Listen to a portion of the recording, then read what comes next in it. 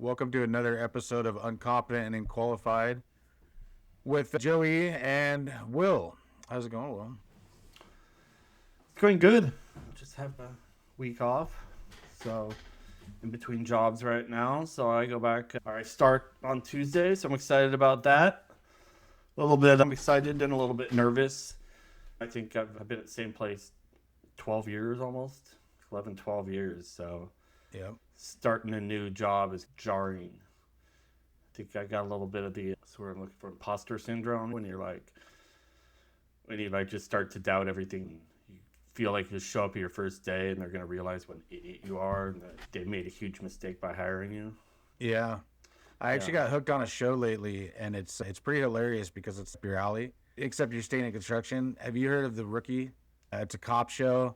This guy is a construction worker his whole life or whatever, owned his own company, and then I don't know, whatever happened, went under or whatever, and then he joins the police force at 40 something, and they just rip him all the time because he's an old guy starting a new job. But anyways, yeah, it's like, here you are, you're in your 40s starting something new, and yeah, there you go. Yeah. So yeah, hopefully it don't turn out like that show and get ripped to pieces. But either way, yeah. Once I get there, just meet everybody, see what it's all about, I'm sure I'll relax a little bit. But anyways, it's a good nervous.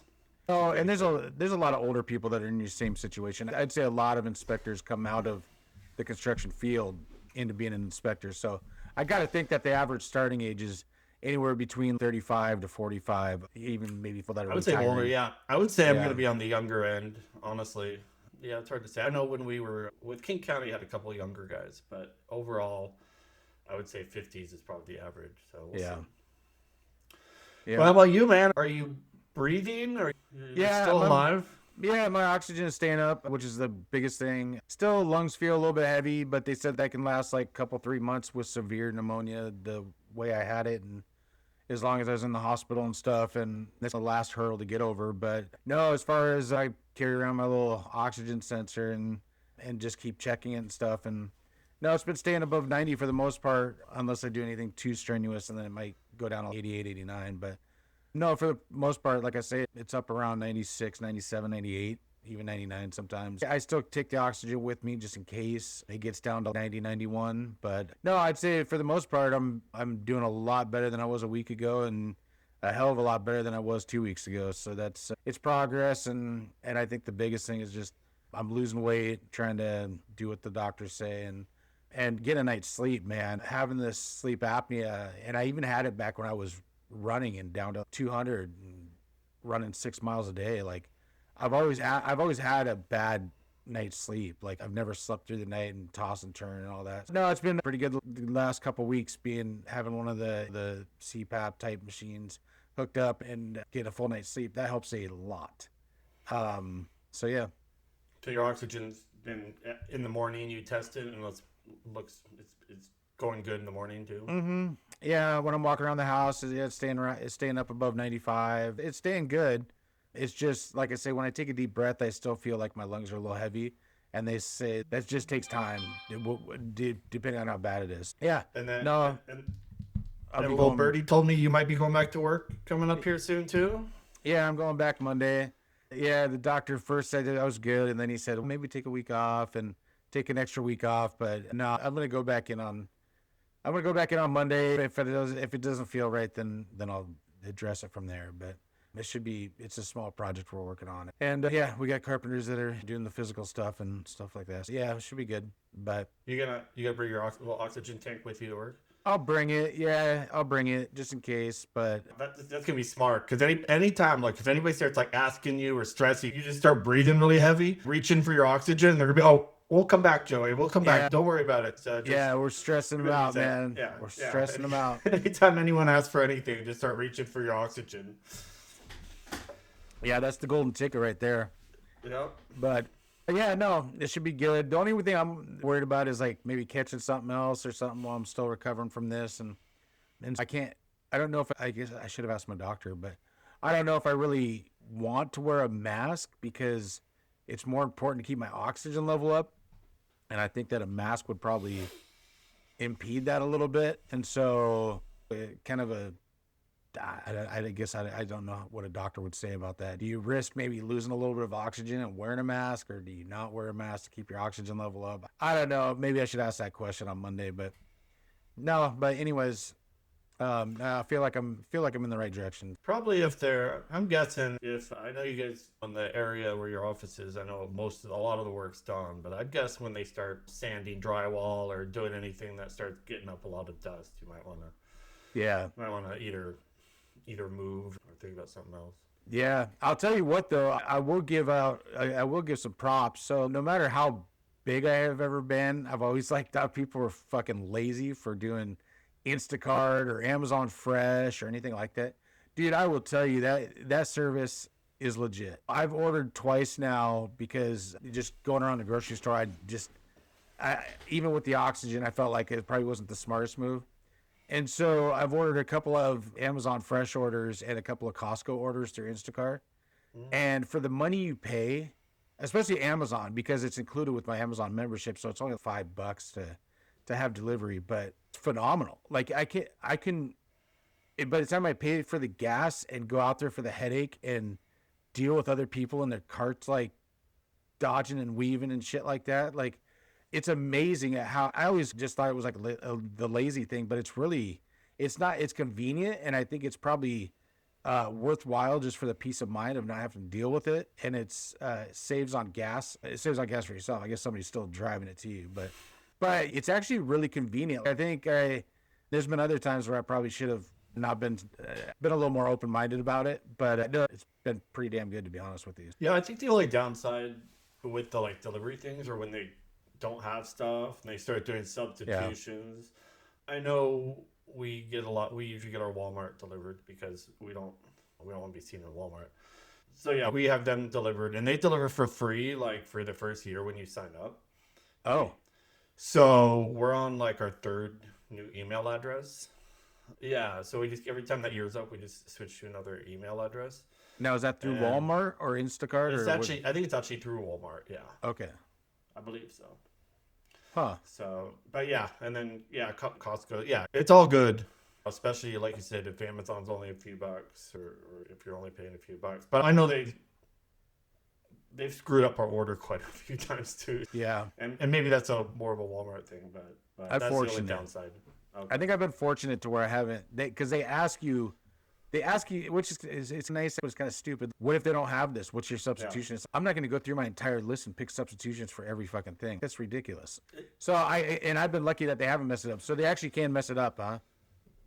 Oh yeah, no, and it's probably better if they give the option to choose substitutions, to usually just say don't substitute. Because yeah, I mean, it's like, say you want a 12-pack of Diet Coke. Like, they'll substitute it for a 12-pack of, like, regular Coca-Cola. I'm drinking, like, that's just an example. But if you order a thing of Diet Coke, you probably want Diet Coke, not, like, Coca-Cola. And then there's times where they've, brought us someone else's totally different order. And all of a sudden we have a bunch of weird stuff. We always get refunded. It's never like we're stuck paying the bill. We always get refunded, and you end up actually getting free food out of it. So it's not the worst thing, but it's just a pain in the butt. They did that to me once on, I think it was like Grubhub or something. Uh-huh. I didn't feel like going anywhere, and the kids wanted something, so I ordered like Red Robin or something, and they totally. I had five different meals, like it was for like a whole family, and I was like, oh shit. But yeah, but not on the groceries so far. Knock on wood. Okay. But we'll see. Yep. But yeah, so I got a little thing I wanted to. One of the things I like to watch, I do like to watch golf, and I know you're not too much of a fan. But I also like to watch like YouTube golf and stuff like that. And it's funny because you get to hear some of the sayings. And I just wanted to go over some of these with you and see if you would appreciate golf any differently. Less? Okay. No, yeah, differently. Maybe more, maybe less. So I want to go over these with you and see what your thoughts are. So these are sayings on a golf course. Now, you're supposed to keep a straight face. You're not supposed to act immature about them, but let's see how you react. The extra length is really helping me get it in the hole. Okay, right there, you kicked off the golf course. Right there. First one. My hands are so sweaty, I can't get a good grip. This is a very stiff shaft. What the hell, man? I don't like. If you're using all these within a paragraph, you know what you're doing. I'm gonna wash my balls. Want me to wash yours too? Okay. That one I've never heard. The length, they always do say the length, and then they talk about the stiff shafts or flexible shafts quite a bit. Yeah. So this one is one that has said this guy's got incredible length. That's true. That's how far you hit the ball. That's good. Let's see. That one's not really said too much. He snuck that in the back door. That's a good one. That's a good one. I like that one. This one I've never heard, but it's funny. It looks pretty wet down there. I don't. What? I'm talking about water hazard. Yeah. Oh, it must be. I don't know. That's a hole to be respected. Oh, here's one. Here's one. I tugged it a little. Wait, no. Wait, isn't it pulled? Don't you pull it, not tug Well, it? there's different. Yeah, like you shake it or yeah. I guess they're all bad. I just shaved the hole. I really enjoyed that threesome or foursome. Okay. Yeah, so you do play in threesomes or foursomes. That's true. So anyways, so where I'm going with this is when you watch, like, you don't see it on like PGA because they're not mic'd up, but you see it a lot on like YouTube and it's funny. And it's like some of the shit that they say it's if you're sitting around with your buddies, you're all laughing your ass off, and they say it on the golf course and they're like just straight laced, no laughter, and I'm like, yeah, and I'm like, man. And then they'll talk about it, well, if they're playing like with a buddy or something, they'll be like, hey, man, remember, you're not supposed to laugh at this. But it's, yeah, I don't know how you say some of that stuff with a straight face. But yeah, if just once in my life I could have someone tell me I had amazing length, my day's made. My month is made. So, yeah, maybe I need to get out there and start playing with some balls. Grab life by the shaft and tug it. and if you got a stiff shaft out on the course, that's bad, right? I don't know. You don't want to have a stiff shaft out on the golf course. I don't know, but you wouldn't think. Does it give you length? I don't know. It might. Yeah. So, anyways, I was sitting there watching it, and it's, I don't know. Every so often they'll say something and it'll make you laugh, and I figured I'd share that with you. So, yeah, golf has probably the most sexual innuendos that out of any sport, I would say. I think baseball's got a few. When announcers say them, and you're like, oh, but no, golf tops them all. I think it's just because golfers are, they're definitely more known to be more proper and civilized than other sports. So it probably just comes off differently when it's from golf. Yeah. My favorite one is when it's like, when they're like putting and it just barely goes in, and they're like, oh, you really stretched that hole. And I'm like, what? What did you just say? I don't know. I don't know how they come up with that shit, but yeah, there you go. Now, let me ask you, do you want to become a golfer? It's definitely making me more interested. Yeah. If I can have any excuse to have innuendos, man, that's my jam. That's what I figured. But I don't know. All the people you play with just be rolling their eyes every time we bust out laughing every time they say something. That's true. That's true. Nobody will want to be in my threesome or foursome. But there's no limit to what you could say. That's true. Yeah. Whatever you say, it's probably going to pertain somewhat to golf. Golf, yeah. That's judging by those, yeah. I like it. So, yeah. What do you got on your list to talk about today? Do we have any comments yet, by the way? That brings us up to a very good segue. So I'll just make the announcement. We currently have a social media director / tech director, advisor, editor, currently an unpaid position. So shout out to Andre, who's going to be doing all of our editing. He's going to try to do the other things that podcasters do as far as social media. He said something about search engine optimization. I don't know. He's just throwing buzzwords at me right now, so I don't know if he means it. But anyways, he's just getting the software and stuff figured out right now. So he has yet to put up the last episode. So it might be like a week delay from when we post, from when we actually do it. Which that's okay. And yeah, let's talk about that a little bit. So you said Andre is his name? Andre's his name. Andre. And we do appreciate you, Andre. So Will ran this by me about a week ago before our last episode. It's pretty awesome. So he went to school and he's trying to do this to get his foot in the door, right? As far as editing and stuff like that for doing videos and Yeah, it sounds like something that he's interested in at the very least. And yeah.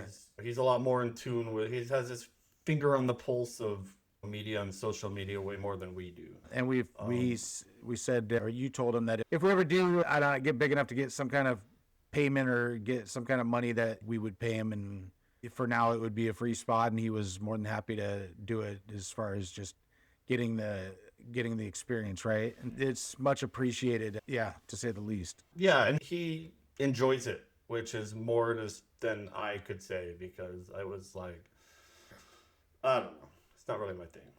So yeah, well, I mean, it's no different than like carpentry. If a friend asks us for help or something like that, and help on their own house or something like that, it's something that we do enjoy to a certain extent. And so I understand. Yeah. So anyways, yeah, he's been working on shorts, and he said he enjoyed our last podcast, which kind of blew me away because I figured he'd be bored to tears. But no, we're optimistic. So once he puts this one out, we'll see. We'll see if we can get a little bit more engagement than what we were working with. Yeah. So that being said, no, we don't have any. I think we're still banking off the same few comments that we had a month ago. Okay. Hopefully by next week we can get a little more engagement going, and maybe, we'll see. And I told Andre at some point maybe we can have him on and he can talk about. We still got to get some guests on, bud. Yeah, it just hasn't worked out. We got to try to figure that out. That's for sure. This probably applies more like in our area, Seattle, any metropolitan area with traffic, main arterials, things like that, LA, anywhere with traffic's into. But I have a problem with left turn lane etiquette and behavior. So as like when you're on a main arterial, you're going home after work, you've worked your 8-10 hour day, whatever, you're trying to get home as quick as you can. And generally, your quickest route to the freeway is a very popular route, right? Everybody's taking the same left turn to get to the freeway, to get to the road that goes to the freeway. If you're making a left turn, that is not the time to be looking at your phone. That is not to be the time to be sleeping. That is not to be doing anything else except waiting for that fucking green light to turn, or that red light to turn green. Because those lines get so long. You know what I mean, Joey? Like, yeah. I'm talking about you have 30 cars and then the light will stay green for 6 cars at a time. And so you're just way at the back of the line and you see each car go, right? You see the first car go and then you see the second car go, but there's 6 car lengths. Like, you have a responsibility when you are like to follow that car in front of you as quickly as possible to make sure as many cars go through that light, that short green light, as possible. Yeah. And so I find myself just screaming at people because there's no urgency, right?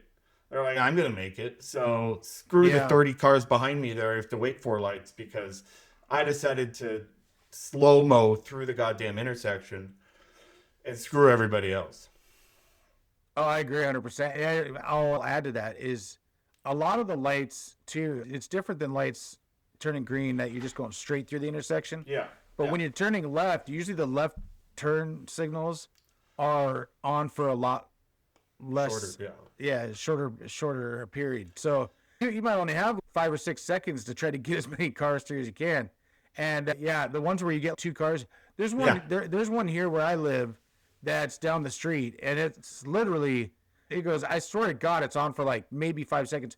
2 cars get through it, and if the lead car doesn't go right when it turns green and he's fucking with his phone, then the whole fucking, all 7, 8 of us in line are fucked. And no, it's, and people would be like, oh, you got to be cautious when you drive. No, half of them are just fucking morons. It's just, they're just taking their time, playing on their phone, looking, and you see them, they're sitting there looking at something, which got to be their phone, obviously. And then they look up, and it's just crazy. Yeah, and even if they are paying attention, it's, when the car in front of you goes, you need to keep it tight, right? right? Otherwise, it slinkies out and screws everybody. So you need to actually use your gas pedal, get tight to the car in front of you so the car behind you can then get it tight, and you're going to get more cars through that way. So like because I don't want to be a hypocrite because it pisses me off so much, I make sure like that when that car in front of me is going through the intersection, I'm right behind him. Maybe it just because, when like you're behind the slow car and like you're just going slow and you just know that light is going to turn yellow any second. Yeah. And they have no urgency. And then it turns yellow before they go through and you realize they just fucked you out of 10 minutes of your life. I just hate that. Yeah, no, I'll even throw this in there. And this is on the same path as what you're talking about is roundabouts. Okay, I get it. When they were first fucking installed, yeah, they were new to us. We were like, holy shit, what's a roundabout? You only see these in movies in England and shit, right? Yeah. And so nobody knew how to fucking act. Well, they've been here for 10 years, like 20 years. I don't know when they first put them in. They've had them in Seattle forever at some of the smaller streets, like Queen Anne and stuff like that. But it's like the people that go up and they yield and they're stopped. Oh, can I go? Oh, can I? And it's like, there's nobody coming, dude. Just fucking go. Yeah. What are we doing here? And if there is a car coming, you can see them start to slow down and make that right before you get there. You don't have to let them make the whole turn. Okay, they're turning, and then you go. They don't need to like completely leave the circle before you're allowed to go in it, right? Yep. No, it's crazy. I don't understand. I get it, the defensive driving part of it, but yeah, no, it makes it difficult to get where you need to go. And you're right, the traffic. I don't know. I don't know what to say about traffic. I think it's a lot of it's the drivers, but there's also a lot of them where, like I said, there's a stoplight here that I don't know how many complaints the city's probably gotten on that one light, and it's just the fucking time on it. How hard can it be? Yeah, I mean, no, I agree because I think I know exactly what kind of lights we're talking about because what they'll do is they'll have a normal left turn green, but every other one will be like a super short. So it'll be like regular, then short, then regular. So this one's always on short. Every single one, really? Yeah, this one's like on a timer. The straightaways, those stay green for a while, but that left turn lane, and I think it's the only one on that intersection, is the one left turn lane which takes me towards my house, so I'm stuck in it. It literally just goes. It's enough to let maybe 3 cars through. Yeah. And actually, I'm going to tell you this funny story. So I think I already told you this, but it's the same light that I told you. So my new car has that brake assistance or whatever, so that you don't get in an accident. Well, you're allowed to make a U-turn at this too, right? And so I was like you're talking about. I was like following it real close because I was like, man, I got to make this fucking light. I'm not sitting here another time. And the car decided that it was all of a sudden it was going to make a U-turn like after they had already started their turn. And they slammed their brakes on and my car locked up. Like I didn't even hit my brakes. I was just going to go around him. Yeah. And my car like sensed I was too close to him and so, whatever. And so it locked him up. Like it was like, it stops. And I'm like, and I look at my rearview mirror and the guy behind me, he locks his brakes up and he's got his hands in the air. He's like, what the fuck? He's going out the window, and I'm like, it wasn't me, man. I don't know. It's AI. What do you want me to do? And yeah, so anyways, if you somehow find this channel and you're watching, I'm sorry. It was not me. But no. And beware of too much driving assistance in your car. Yeah, I need to talk. I need to talk to them and you figure out. Probably disabled. Like mine will beep and stuff, but mine doesn't actually apply any pressure. And I don't know about disabling it, but there's got to be a way to like reel it back in a little bit so it's not so sensitive because it's crazy. Like it's locked him up on me twice and I got to really watch for it because it's bad. Like I almost got rear-ended and I'd feel bad for the poor guy. It had been his fault and I'd feel so bad, but anyways, so that's my and even on top of that, it's 2026 and I feel like I think you're right, like they should have better set and going back to the stoplight thing. How often is it that you're turning left or going straight onto a main road, right? But there's no cars going left or right. No cars. Yeah. Yet you're sitting there for 5 minutes with your light red, and that light has no way to sense that nobody's coming this way, But you still have to sit there and wait for it's not sensing you, or it's like got a minimum timer before it's gonna let your damn light Mm-hmm. turn green. I don't, yeah. I get Yeah. so when you're just looking like you look all the way left, you see nothing come all the way, you see nothing coming, and you just sit there and stare at your red light. Yeah. And then There's finally one after a down. minute, yeah, There's one down in Fife that's on a timer rather than motion, yeah, and it literally takes, I don't know. I think I've sat in it so much, probably know it by heart by now, but it's got to be like 3 or 4 minutes. It takes forever. yeah, Because it's on a freeway. It's on a fucking freeway that, like, there's no on ramp. It's just a light. So, like, you turn left and you hop on 509, it takes you into Tacoma. And or is it 509 or so? I think it's 509. So, anyways, but yeah, you're sitting there at this light, just trying to get on the freeway, and it takes 3 or 4 minutes. So what people do is they just run the red light. They don't yeah. even care. And I've even seen cops run it. Like, the cops don't even. Like, are you telling me that they have no pull, that they can't be like, hey, you got to let more traffic through? And then what that does is, if the people that are at the red light aren't ballsy enough to just turn left and get on the freeway, it starts backing up, and it just gridlocking everything. It's just, yeah, I agree with you. Like, these, whoever's in charge of 2026. this, yeah, whoever's in charge of this should be. It's not that hard. I gotta imagine they get many complaints about this stuff. Yeah. Yeah, especially that one down in Fife, that people run that red light so much. When I was working out in Tacoma, I saw it ran multiple times every day. You can't tell me that they don't get complaints on that light like every single day from pissed off customers, or pissed off drivers, I should say. But yeah, like, when are you gonna do something about it? I don't know.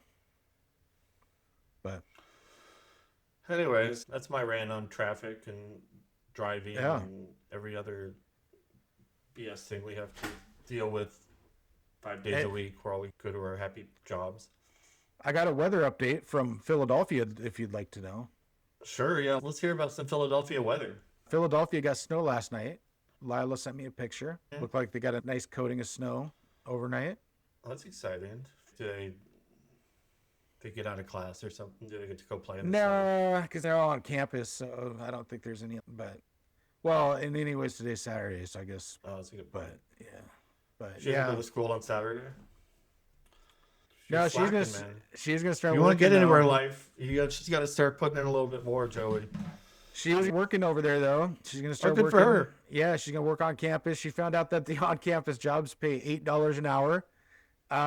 She was not very happy about that, because minimum wage out here in Washington is $15 an hour for the most part. Yeah. And so, because federal is still like 740 Oh, from the last yeah. 25 years. yeah, Federal hasn't changed. no. So she's like, who could survive on $8? I'm like, shit, my first job was $6 an hour, or $6.72, I think, was Washington State minimum. Federal minimum back then was like $4.40 or something like that. Yeah. She doesn't really So- have to survive. Like everything else is getting paid for. Yeah, but it's just crazy. It's crazy in comparison to like if you were to compare the rates, wages, and stuff like that from everybody's, oh yeah, it's just the cost of, it's just inflation. It's just how stuff goes up over time. But if you were to take the price of goods or the wages and stuff like that from like 1980 to 2000, and then compare it from like 2000 to 2020, the last 20 years have been crazy increases in price. Just your normal everyday or every year jump in prices and wages. From when did we start working? About 2000. 2000, I would have been 16. That's when it was like $6. So to go from $6 an hour to 15, housing prices to go from bought my first house at 18 for 220,000. That same house is now valued at 600, 700,000. Yeah, it's unbelievable. It is what it is. It's just the way it's been the last 20 years, but 25 years, but pretty crazy when you think about it. Yeah. Yeah. No, the wages definitely aren't keeping up with the inflation and everything like that. So Yeah. it's like you said, it's accelerating. Like it's not. It's like the wages keep staying the same, or really the really reason we're here in Washington, like $15. That's like highest in the nation kind of wages. Like it's not typical throughout the U.S. No, You know what I mean? I think California, and that's not even all of California. I think the LA area made fast food workers bucks an hour, but the other area, I think the rest of Yeah, California is it's more of a 15. California, the more, a lot of those kind of states have raised it quite a bit. And also, those are the same states that do have higher costs of living as well. Yeah. But inflation's going on everywhere. I'll tell you though, like even in North Dakota, talk to my family is they're so hard up for people because nobody wants to work too.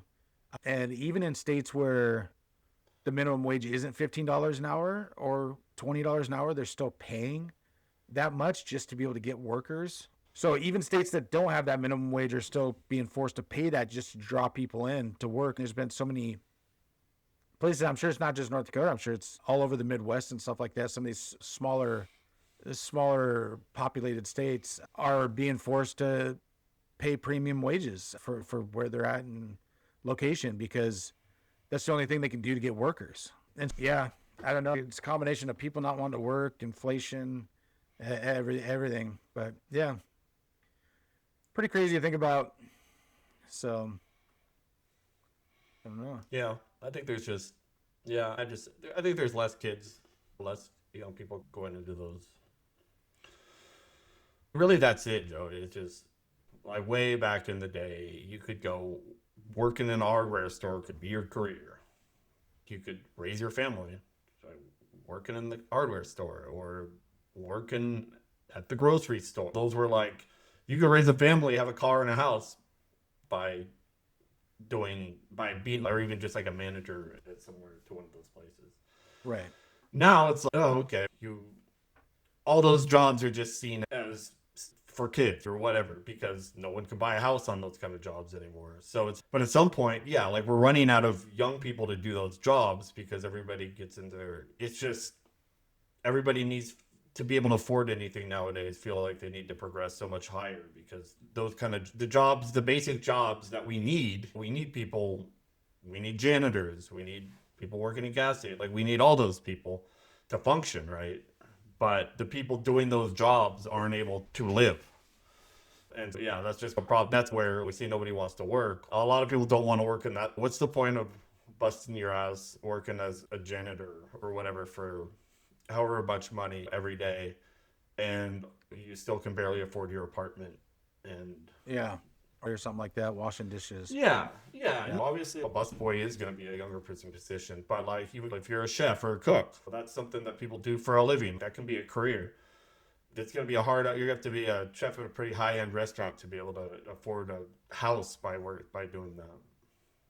Yeah, but and I hate to go down this road because people would be like, "Oh, that's bullshit. Oh, you don't know what you're talking about." But a lot of it is parenting. It's with my two kids. It's you want all those luxuries in life like when you're 16, 17, 18. My kids worked. It was you're not coming to me for $100 a week to go out and go see movies with your friends or go out to dinner, go out to coffee all the time. My parents never supplied me enough like once a month I might have asked for $20. Other than that, like when I was 16, I worked and made my own way. And I think I don't want to say that parents are enabling their children because there's different styles of parenting, and I'm not going to get into what's right and what's wrong. But I will say that the work ethic of making them earn, I'm not saying that you can't help them out. I paid for my kids' cell phone bills, like me and their mom pay for a lot of stuff for the stuff that we figured was necessity. We bought them each a car because that was going to get them to and from work. Some people don't even buy their kids cars, like they got to earn it themselves. But anyways, yeah, I think that handing them everything through their high school lives, I don't think it sets the best example. And No. I think they have to earn the luxuries. You can give them the necessities, but make them earn their own luxuries. Make them earn their own paycheck that they can go out and hang out with their friends or whatever. Hell, I blew my paychecks on smoking weed half the time in high school, and I didn't even care who knew it. But whether I'm ashamed of that now or not is one thing. But I never went to my mom and said, "Hey, can I get $40?" and then went and bought whatever I was doing for the weekend. Yeah, I don't know if that's changed so much. I think there's good parents, and then there's enabling parents, and then there's the ones that there's parents that the second their kids turn 18, they say, "Fuck out of my house. Good luck." There's both sides of the spectrum, and I think, like you said, where you lie is in the middle, right? You guys would help take care of the phone bill, help get them a cheap car that works, something solid, nothing flashy, and do the let them live rent free, obviously stuff like that. Right. But when it comes to they want to go do X, Y, and Z once they're old enough to work.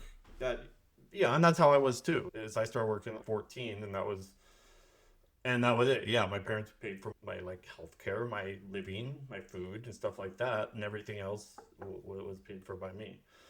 And I just different people have different means to be able to do that. But I agree that if you're a very fortunate person, like if you're fortunate enough to be wealthy and to have that kind of disposable income, you have to be really careful about how you choose to parent your kids, making sure they don't grow up entitled. And I think there's a lot of parents who are good at that, and there's probably a lot that aren't good at that either. Yeah, and that's why I said I won't necessarily judge just based upon what their situation, because you're right, there's a lot of wealthy people that put limitations on their kids or do certain things to make them appreciate what they have. I won't say just because you're handing them everything this means you're a bad parent. There's so many different parenting styles, but the thing that I don't understand is when you don't, if they don't have some way to earn it, it's like they turn 18, they can still live at home. I don't know. I feel like there's in the 20 to 25 generation right now, age group, like there's less desire to work and more desire to stay at home. Like kids aren't getting their licenses when they're 16. I couldn't wait to get my license. I couldn't wait to be driving on my own and get into some trouble, hang out with my friends, do whatever I wanted. Kids are waiting until they're like 19, 20, 21 to get their licenses now because they don't need it. They can Uber. They can get their parents to drive them. So I don't know. It's a whole thing. But anyways. Yeah. I'm always very wary of having the whole kids today conversation. And I'm not saying you're wrong. Definitely. And like I said, part of it I think is I get it on another sense just because it's easy to. Man, the 90s. The 80s, like the 90s were great, man. I just remember being so optimistic during the 90s. Just none of the kind of bullshit that's going on today, at least didn't seem like it was, things seemed affordable. Like I literally thought, hey, I could go do whatever I wanted. And at that point it was true. At that point it wasn't like the 50s. You could get out of school, some people could be making close to $100,000. You could buy a good house for $200,000, $250,000. You know what I mean? And now I can imagine being a 20-year-old kid and just being like overwhelmed and being like, oh my God. And the job market's hard right now, especially. I mean, because it's easy for us to say because we both have years and years in the same industry. And then I think especially now today, like a college degree it's not a guarantee of anything, right? Like, no, you can go get your college degree, and yet, like, people with college degrees are looking at jobs, but they're for entry level positions. They want 5 years of experience, or they have a college degree, but they want to start out as an unpaid intern. It's just all it can be. I don't know. I'm trying to just see both sides, but on the same token, the generation now is very different from even our generation.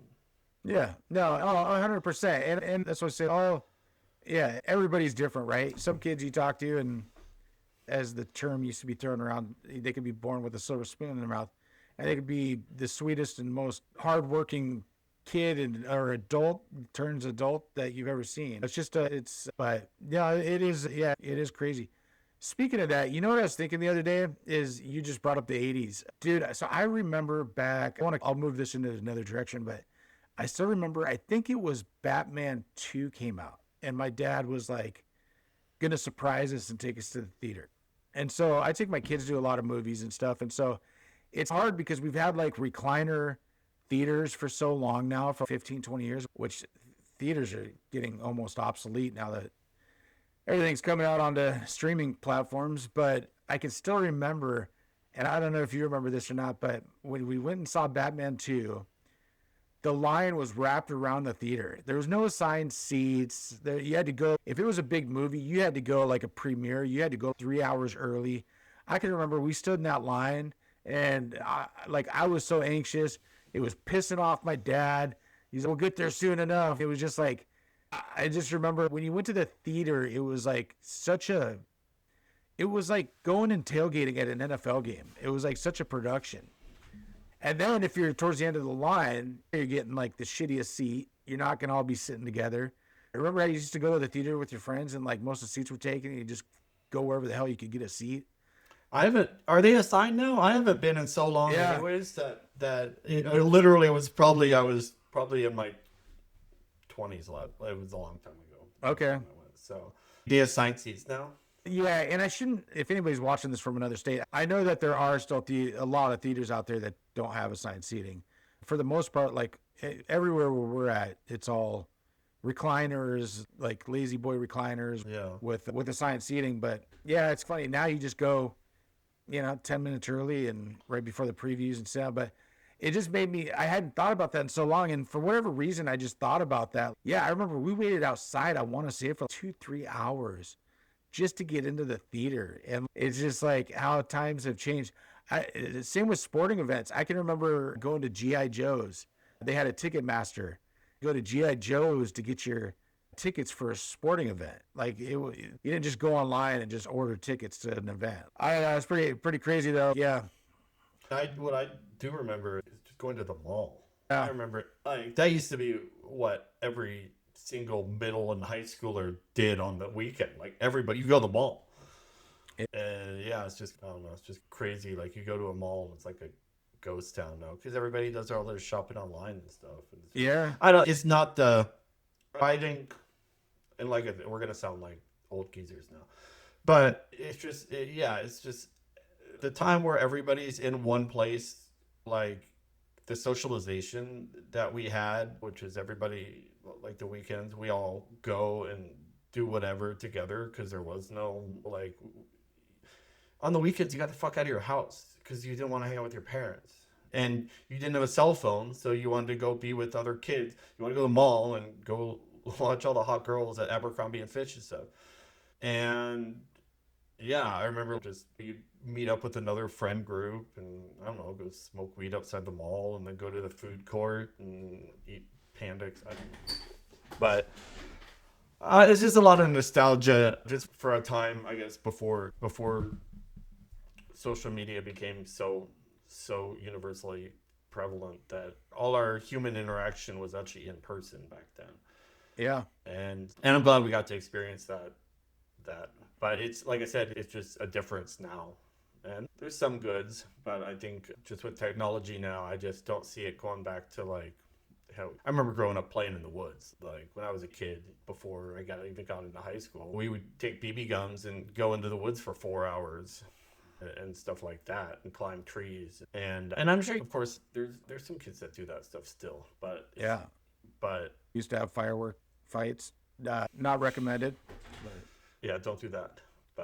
But yeah, you're right. Like as far as like communication and stuff goes, like I can remember my buddy Dan, he used to come over all the time. We played basketball. We had a basketball hoop in the driveway. And it was funny because like the weekend, and I don't know why we ever did this. I don't know why I just didn't call him when I like got back home. But like we used to always try to time it because there was like no cell phones.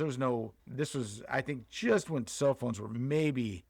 Yeah, I think you had car phones, right? Weren't first? Yeah, I think there's car phones, but no, only our dads had those. Yeah, and then I think the cell phones were like off Saved by the Bell, Zach, were huge. I mean, but not a lot of people had them. No, but they came out with pagers first. Pagers. I remember I had a pager in high school, and I thought because I'd be sitting there. I don't know if I told this. I'd be sitting there in class, and I was the one kid with a pager, thinking, "Oh, cool." And it would just get like these stupid like stock market updates. And so it'd just start buzzing, and it'd be like, "Oh, look at me," and it'd just be like stock market things going up or down. I'm like, "Oh, okay," and then I put it back, thinking I would like it's so important. When all it would be like a stupid news update or something. Yeah, my sister had a pager. My sister, she had a pager, and then went to a cell phone. I think I had a cell phone at 10th grade, and my mom said that I was too young for it. Like, she was pissed. She did not want me to have that cell phone. And now think about it. Like, I thought my kids were a little different because with divorced parents, I wanted them to still have contact with me and their mom, depending on who they're with at all times. So I got them a little younger than I probably wanted to. But yeah, it's hard to imagine. But yeah, we used to go. I used to ask my dad, because you didn't say, no, I'm not going with you. If your parents were going to the store and they're like, get in the car, you didn't say, no, I'm going to stay at home. You better get your ass in the car. Like, it's non-negotiable. So I used to be like, yeah, okay, what are we all doing? All right, we got to go to Home Depot. I got to get some work stuff. And then your mom wants to stop at the grocery store. Okay, so I'd be like, all right, about an hour and a half. So I'd like call Dan. I'd be like, all right, we're going to run a few places. I should be home in about an hour and a half. He'd be like, all right, sweet. And so, dude, this happened so many times. Like, we'd be driving by his house, because he lived on his bike, probably about 10 minutes away. And so we'd be coming down the main road, and here'd be Dan on his bicycle. And my dad would be like, where the fuck is he going? I'm like, I have no idea. He'd be like, bullshit. He'd be like, he's coming over to the house, isn't he? I'm like, maybe. He's like, can we have one day, just the family? But anyways, it was funny because he'd be out there just fucking pedaling along, and You remember how long it was before, like, you remember there were years where you had a cell phone. There were no games on cell. There was no video on. Like, it was Snake. That was it. Snake. You'd be sitting there on your cell phone playing, watching a little dot move, line move around. That was it. Yeah. Nothing like today. No, now it's crazy today. And I'm just as guilty as staring at my phone for way too long and getting sucked into the brain rot wormholes that are on social media. I'm just as guilty as everybody else. But it's even a problem. It's even like I have to just sit there and put it down and say, step away, and be like, oh my God, like, we've gotten so used to using it as a crutch. We've gotten so used to, like, oh, I got a little downtime, let me look at my phone. Yeah. It's hard good. Not to. Like, yeah, it is. It's really hard. I got a funny one for you. So you remember the Nokias? How you could get all the, like, accessories for them. Remember the first ones that came out where you can get, like, the little battery that lit up and the antennas that lit up and everything. I didn't hang out with the best crowd in high school, and so I get my Nokia, right, and I'm talking to one of my buddies, and he's, I know a guy. He's like, go down to the mall. And so I go down to Puyallup. I go to the mall. And he's like, yeah, just go to one of those, what are those things called where they have the cart set up? They're not like an official store. Yeah, kiosk. He's like, go to the kiosk that sells all the batteries and stuff. And I'm like, okay. So I go down there, and the fucker, like, gives me like $100 worth of accessories. Like, he totally pimps my phone out. This fucker it's like a goddamn spotlight, man. You can see me coming from a mile away. Like, the fucking, everything on this thing's lighting up, all different colors and stuff. And I'm like, and I get home, and mom was like, what the hell? What did you do? And I'm like, oh, man, it's so cool. But I'm jealous. Yeah. Man. She's jelly. So that was my first phone. So I went into class, and everybody was like, oh, wow, that's so cool. You're the cool kid. But that was, it wasn't about the games or, like, how big your screen was. It was about, like, cool your phone looked. Or, yeah, and at that point, cell phones were very cool and useful, like, when we used them for just calling people. I think that was it was really cool being able to, like, meet your friend or be out somewhere, call your friend and be like, oh, hey, we're here. That was really useful. Yeah. But, the point at which, like, you watch TikTok for 3 hours straight, like, that's probably the other side of the coin there. Yeah. But the first phone call I ever made with a mobile phone was I was in, I must have been in, like, second or third grade. So that would have been around 93, 94. And I don't know, we had, I think there was like 6 or 7 kids. No, it couldn't have been that much. It must have been like 4 or 5 of us. I don't know. For whatever reason, I don't remember why, but we got treated to lunch by the counselor. So she took all of us out for lunch or something. We did something and got, like, some award. I don't know. But anyways, so the car we were in had a car phone. And she's, okay, because back then you paid per minute. Mm-hmm. And she's like, all right, you guys have to limit your conversations to 2 or 3 minutes, but everybody can make a phone call. And so I called my mom at work, and I was like, Mom, I'm calling you from a car. And she's like, how? And I'm like, I don't know. They got a car phone. And she's like, yeah, okay. Like, she didn't believe me. And so and I'm like, no, they really had a car phone, but yeah. My dad had a car phone too. Oh, he did? Yeah, he did. Yeah. My dad just like me, like where some stupid comes out. He's like a gadget. He was like a gadget guy. Yeah. So even before we had cell phones, he had, but it was like mounted to your car. Yeah. It was like hardwired into like you had to go there and have them install it, and then they wired it up to like your bat. It was not like I don't even think it had its own battery. Like I think it was powered up the car too. But yeah, that was. But you're right. Like when we had it, like I could never make phone calls because it's too expensive. I think you're right about the per minute thing. And then it was per minute on cell phones too. Remember, you paid by the minute. Like nowadays, everybody sees like the prepaid per minutes. Well, once you have 100 minutes or something, and then I don't remember. But yeah, you're right. Like it wasn't much. And then data was like you paid per gigabyte or whatever. Like you would go over your data really quick. Like it was. Yeah, it's just funny. Like a lot of kids don't realize. Yeah, there was never any unlimited data. And it's funny. Like when you hear them say unlimited talk and text and data, the reason they're saying that is because it used to not be unlimited. There was a time when it was all paid per how many ever. Yeah, like you wouldn't sit there and talk to someone in an hour from your cell phone. It was like you would go if you wanted to do that, you would go to a landline. Yep. Yeah, which is crazy. Who the fuck even has a landline right now? I don't know. I want to get one just to seem old. But... Man. And you remember this would be when we were like pretty young. The actual rotary phones. Oh yeah. Where they had repeat finger like those. I just remember playing like you just leave it on the hook and just spin the little dial all the time. Yep. Like, do you think kids would even know how to? Remember, it would have the little hook on it, and so you put your finger in the 2, and it stops right there, and that would be 2. And you put it in the 3 hole, and you stopped at the little hook, and that's how they. Yeah.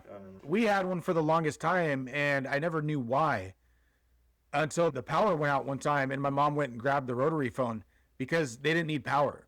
So you just plug it in. You plug it into your phone jack, and you had the newer caller ID phones and everything like that, all you had to have power to.